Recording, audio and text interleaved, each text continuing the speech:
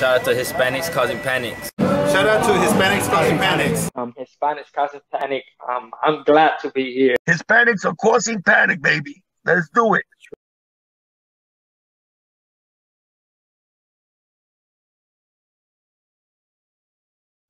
Orale raza, gfunkyboxing of HCP, Hispanics causing panic.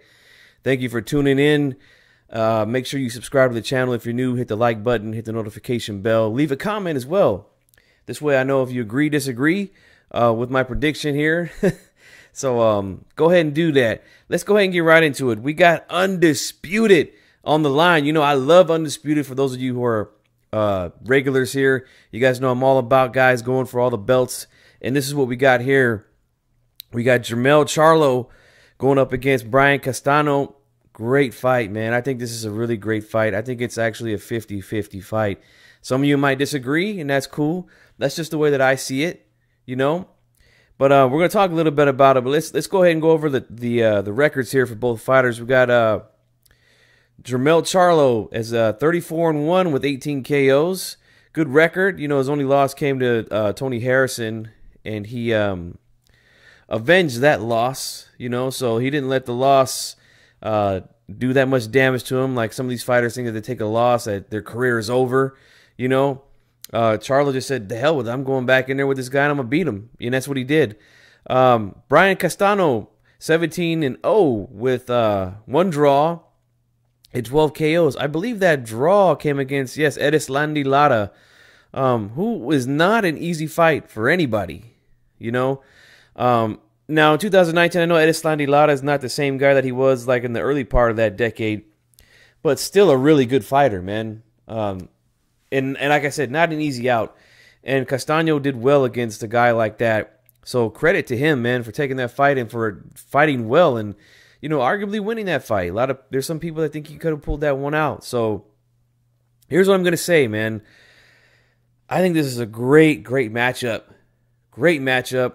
It's a fight that's not being talked about for whatever reason. You know, it's a shame because this is what we all talk about. A lot of boxing fans cry about this all the time, about how the sport never gives us what we want. We never get the best fighting the best. Well, damn it, that's what we're getting here. We're getting that right here. And there's not enough press, there's not enough people talking about it, man. So, I don't know, man. I just don't know what to do with boxing fans sometimes. It's crazy, but not only is this an undisputed fight for all the belts, but this is a fight that is, I think, it's got a war written all over it. I think this fight is definitely going to be a war. It's going to be close. It's going to be, I don't want to say controversial. How else would I say it? I don't know. I just have a feeling at the end of this fight, there's going to be people saying that they feel like one guy won and another guy won. And I think that's just the type of fight it is, man, when I look at both styles here. All right, so here's what I'm going to say. In Charlo's last fight, he fought Jason Banana Rosario, right? And, oh, I'm sorry, Rosado, not Rosario, sorry. Rosado. And, is it one of them? I'm getting confused now. Anyway, he fought the Dominican kid, knocked him out, threw the double jab, one up top, you know, one low, and, you know, he goes down, looks like he's going into convulsions, you know. One of the strangest knockouts I've ever seen. You know, I've never seen anybody react that way to a body punch. Man, that was crazy to watch. I did pick Charlo to win that fight. I felt like he just had the better chin out of the two. You know, I felt like both guys have good power, good boxing ability, but I felt like at the end of the day it was going to be Charlo's power and his ability to take a punch was what was going to separate him from Rosado that night. Rosario, that's his name, Rosario. Excuse me, guys, I'm getting old. Sometimes you can't remember everything, all right?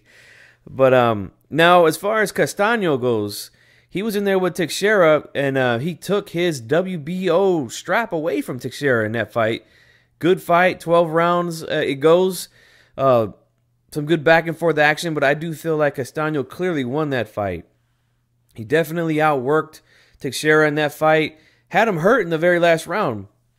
I want to say it was like the last half of that 12th round, he had him hurt. Couldn't finish him, but I feel like he definitely won a majority of those rounds. And at some points, he was looking like, man, like he was going to stop this guy. His nonstop pressure was really starting to get to him late in the fight. And he showed a good beard in that fight, too. He took some clean shots from Teixeira and kept coming forward. That's just the type of fighter that Castaño is. So, you know, when I look at these two guys and the matchup, and I know most people are going to favor Jermell Charlo for good reason. You know, they feel like he's probably been in there with the better opposition, you know. But again, like I said, fighting at Erislandy Lara, that's not an easy fight for anybody, you know. And Castaño did well in there. I feel, honestly, in my opinion, a prime Lara would probably be better than anybody that Charlo has fought at this point. But he wasn't prime at the time. But still good, you know. Charlo's been in there with Lubin. He's knocked out Lubin. He's beat Trout.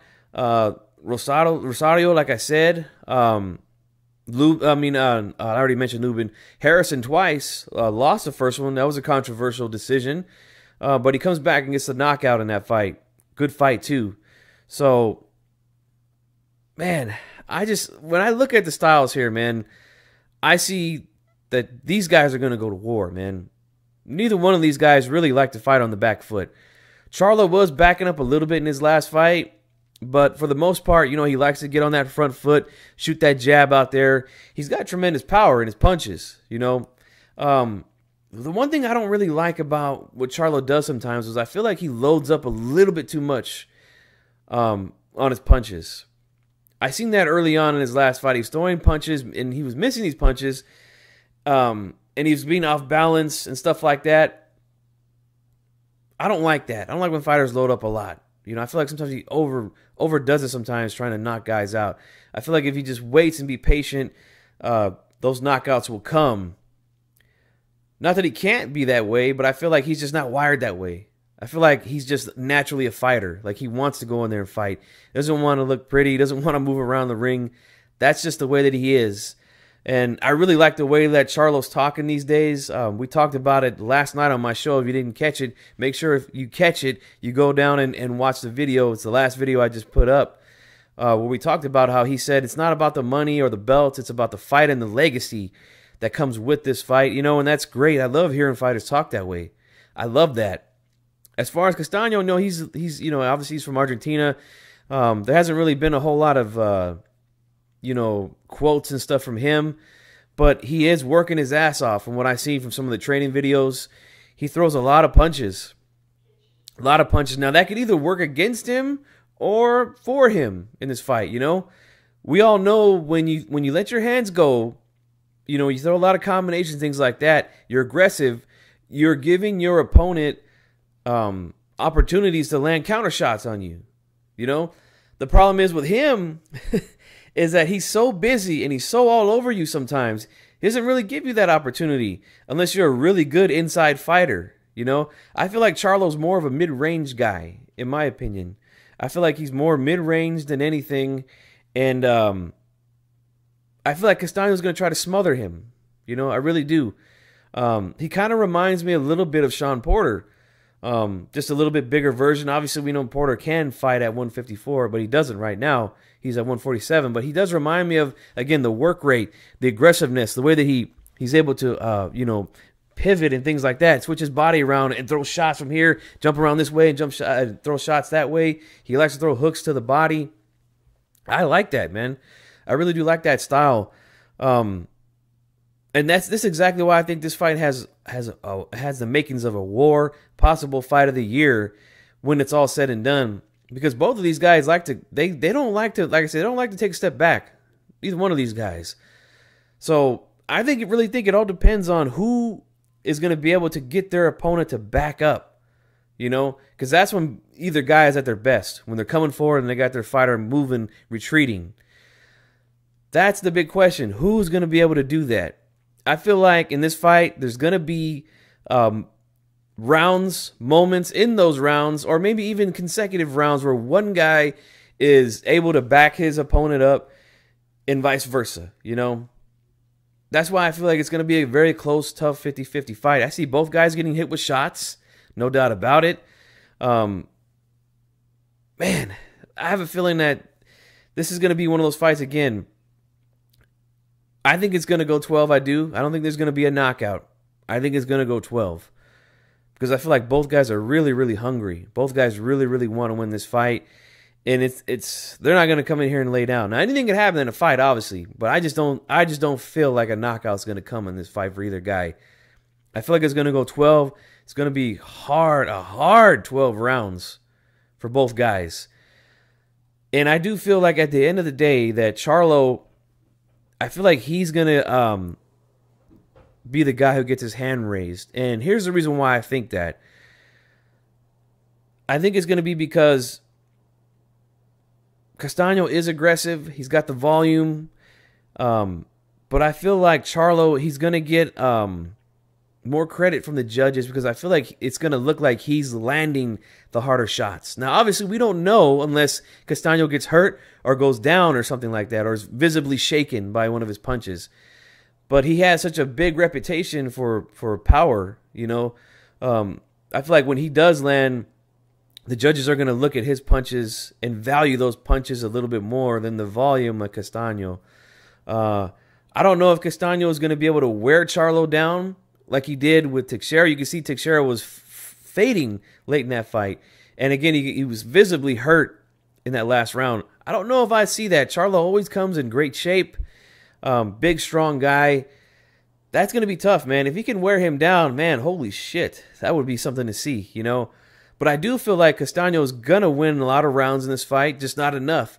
And I do feel like he's going to have a lot of moments in this fight, but just not enough. And, man, I'm really looking forward to this one, man. But like I said, I do see his aggressive style giving Charlo some trouble early. If he can get on top of Charlo, smother him, and not allow him to work at the mid-range, get in his chest, throw those combinations like he likes to throw, this is anybody's ball game, man. But this is a prediction, and I got to make a pick. And I'm going to pick Charlo to win this fight. But it would not surprise me if Castaño pulls it off, man. It just wouldn't.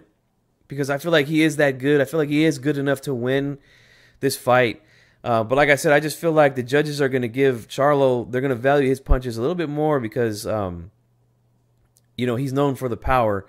And I do think he does have a little bit more power than Castaño. I feel like the hand speed is about the same, in my opinion. But this is a great, great fight, guys. Can't believe it's here already and that there hasn't been a lot of talk about it. We're going to be talking about it again tonight on the HCP podcast on D-Style Boxing here on YouTube. Make sure you subscribe to his channel as well. And don't forget about everybody else that's on the network. Raw Boxing TV, Calix Boxing 2.0, A-Rod 83 Boxeo, Ringside Reporter Live. All those guys do collabs with us. We will also be on the Boxing Voice this Thursday, probably talking about this fight again and the rest of the fights on the card. So make sure you subscribe to them. I'm sure you are. They have a lot of subscribers, but if not, subscribe to them as well. And subscribe here also if you're new. So that's who I got, guys. I'm going to take Charlo in a war, possible fight of the year, but undisputed, baby. Let's get it. I'm excited for this one. So I want to thank you guys for watching, and we'll see what happens, man. Again, don't forget to leave a comment down below. Let me know if you agree, disagree, whatever, man. I'm here to talk. So this is gfunkyboxing, and I'm out. Thanks for watching.